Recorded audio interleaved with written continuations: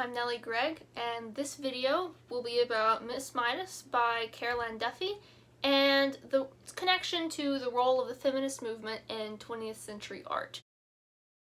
Duffy is a British poet who, from 2009 to 2019, served as the first poet laureate of Great Britain. Poetry has, for pretty much ever, been dominated by men. Really, any part of high culture has been dominated by men. In her essay, Poetry and Gender, Ellen Bryant Voigt writes, "The belief that true poetry is genderless, a disguised form of believing that true poetry is masculine, means that we have not yet learned to see women poets generically." And I think what Voigt is saying here with this is in an effort to define poetry as genderless, women who embrace their feminine voice are excluded from the field. They are marked. In response to this, during the 20th century, there was a major movement in revival of traditionally feminine art and craft, such as embroidery or quilt making. In general, the desire to embrace the role of women was a major inspiration for feminist artists at the time. And this, of course, extends to Carol Ann Duffy. In the analysis of this poem and its relation to this movement, I will be reading the poem in its full. It was late September. I'd just poured a glass of wine, begun to unwind while the vegetables cooked. The kitchen, filled with the smell of itself, relaxed, its steamy breath gently blanching the windows. So I opened one, then with my fingers wiped the other's glass like a brow. He was standing under the pear tree, snapping a twig. Now the garden was long and the visibility poor, the way the dark of the ground seems to drink the light of the sky, but that twig in his hand was gold.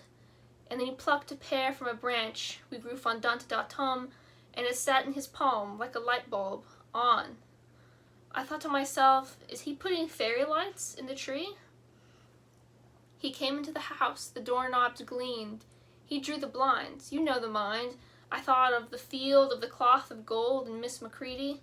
He sat in his chair like a king on a burnished throne. The look on his face was strange, wild, vain. I said, "What in the name of God is going on?"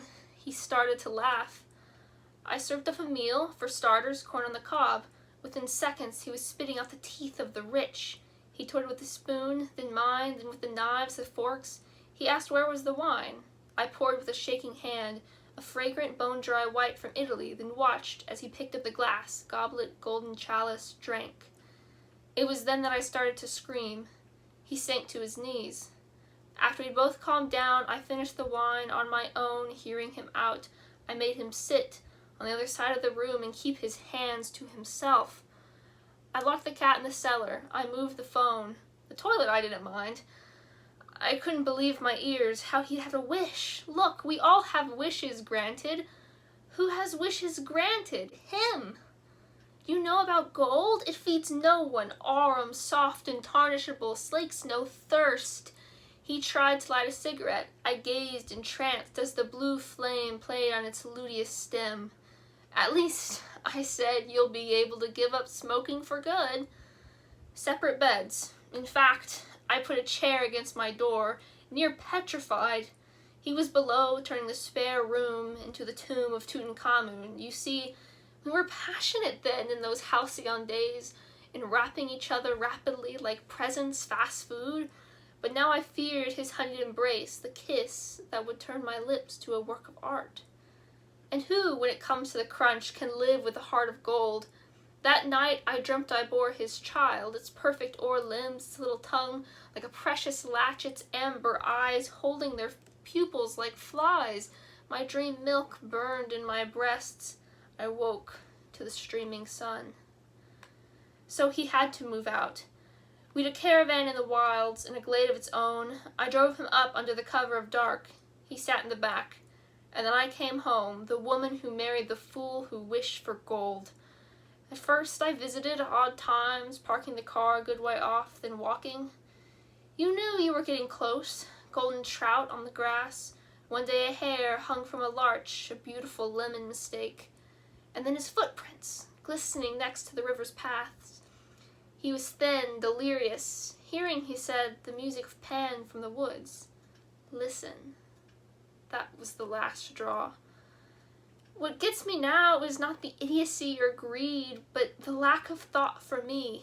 Pure selfishness. I sold the contents of the house and came down here.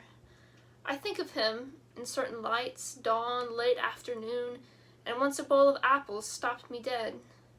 I miss most, even now, his hands, his warm hands on my skin, his touch. Miss Midas is part of a larger anthology published as The World's Wife in 1999. Akanksha Singh writes, "In The World's Wife, Duffy subverts the predominant notion of men and their thoughts as being superior and more valuable. Miss Midas, of course, tells the otherwise unaddressed consequences of Miss Midas's curse on his wife." And for time's sakes in this analysis, I won't address every part of the poem, just the ones that I think are most important in understanding the message she was trying to send. So the poem starts with our speaker, Miss Midas, in the kitchen cooking dinner. She's watching her husband in the garden on a September afternoon. There's an air of domesticity in this. They are a happy, loving couple who share the home and the cultivation of a pear tree.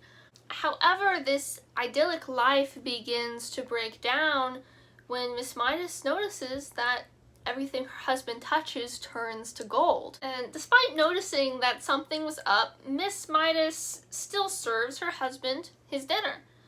This is important to note because it shows that she is a traditional wife and seemingly quite happy with that role. But when her husband is unable to eat, spitting corn kernels out as nuggets of gold, she breaks down. This introduces a reoccurring theme in the poem, that men's values are oftentimes different from women's. Miss Midas is portrayed as very practical. She laments how gold feeds no one and slakes no thirst, and she immediately locks the cat in the cellar to keep it safe. Together, I think this reads to contrast and morally evaluate masculine materiality with the more traditional feminine domestic concerns. It parallels the male breadwinner to the female homemaker. Another thing that deeply bothers our narrator is how her husband's decision to take on this gift bears little to no concern for its consequences on her. Initially, she tries to make their marriage work, keeping him in the house, but just, in separate rooms. But when she realizes that they'll never be able to have a child together and never return to their more passionate halcyon days, she knows that this relationship has to end. She makes him leave. When Midas is estranged to the glade, Duffy mentions how he hears the music of Pan in the woods. Now, this was strange to me at first because I was not aware with this ending to the original myth. But originally, it ends with Midas estranging himself to the woods and becoming a worshipper of Pan to separate himself from the materiality that led him to accept this gift. However, in Duffy's version, it more so is his dissolution into insanity. In both cases, Litchart writes, "Physically then, his desire for riches literally separates him from the world." From Midas's perspective, his estrangement leads to intellectual enlightenment, but to his wife, it gives rise to his insanity. At the end of the poem, Miss Midas admits that what gets me now is not the idiocy or greed, but the lack of thought for me. Midas chooses a gift that will grant him riches while dismissing the comforts he already shared with his wife. He reaps the supposed benefits of his time in the glade and is unaffected by the absence of his wife in his life. Just as the original tale erased the perspective of the women in Midas's life, so does Midas himself. I want to really touch on some of the literary devices Duffy uses to tell this story. Like most Duffy poetry, the rhyme and rhythm is somewhat latent, and it really only appears in the odd line or phrase. Examples of this are, "I just poured a glass of wine, begun to unwind while the vegetables cooked. He came into the house, the doorknobs gleamed, he drew the blinds, you know the mind."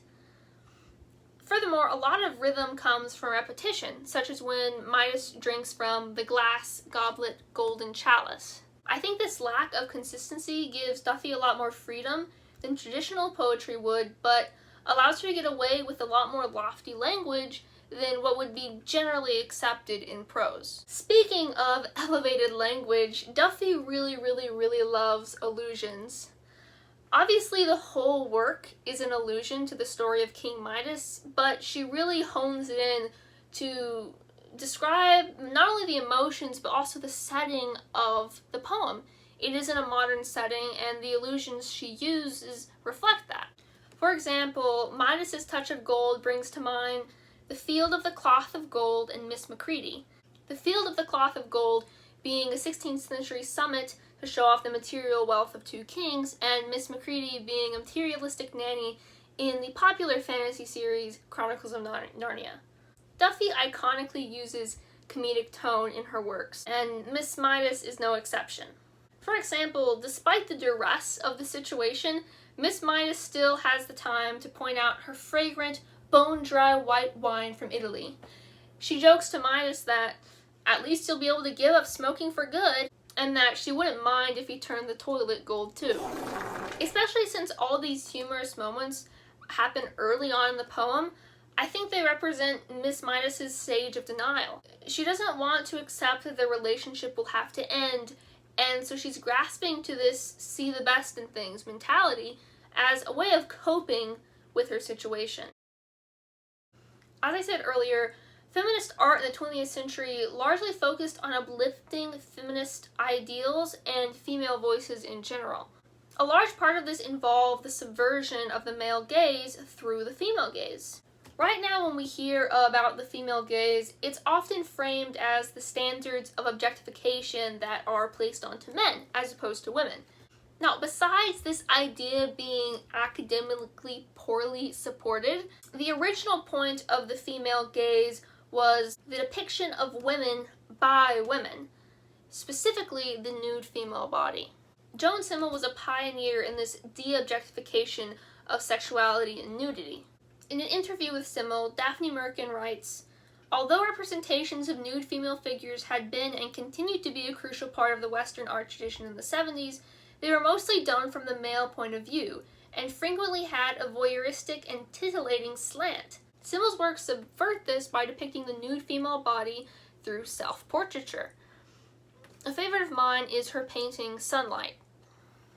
The self-representation of women is a major inspiration for both Duffy and Simmel. In the interview, Simmel states, "The imagery that invades our consciousness and constructs our sense of who we are and how we should be, mother and child, pretty woman, heroic male, ideas about sexuality without shame, vulnerability in woman and the age, have all been the content of my work as I have lived them through my own experience." Duffy and Simmel have both flipped the script to center around women's perspectives and voices, not men's. And in the art world, this has been especially imperative in actually valuing the work of women without erasing their gender or experience. Both visual and poetic art have been and are dominated by men, but by taking masculinist tropes and stories and flipping them on their heads, both Duffy and Simmel have been able to carve out a definite place for women's voices in the art world. Thank you for watching.